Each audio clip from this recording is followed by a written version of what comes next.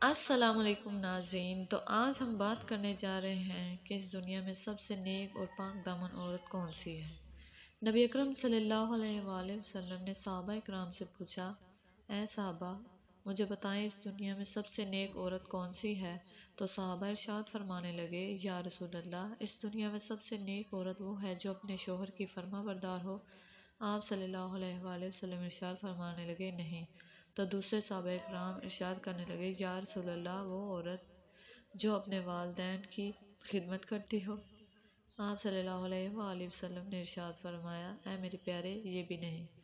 پیچھے مجلس میں بیٹھے حضرت علی رضی اللہ تعالیٰ عنہ نیچے سے جھک کر حضرت بی بی فاطمہ الزہرا جنت خاتون کے حجرے کی طرف گئے اور حضرت بی بی فاطمہ الزہرا جنت خاتون سے پوچھنے لگے، اے فاطمہ، اس دنیا میں سب سے نیک عورت کون سی ہے؟ نبی اکرم صلی اللہ علیہ وآلہ وسلم نے یہ سوال ڈالا ہے، لیکن ہم میں سے کسی کو نہیں آیا، اس لیے میں آپ سے پوچھنے آیا ہوں۔ حضرت بی بی فاطمہ الزہرا جنت خاتون مسکرائی اور ارشاد فرمانے لگی، اے علی، اس دنیا میں سب سے نیک اور پاک دامن عورت وہ ہے جس نے کسی نامحرم کو کبھی نہ دیکھا ہو اور نہ کسی نامحرم نے اسے دیکھا ہو۔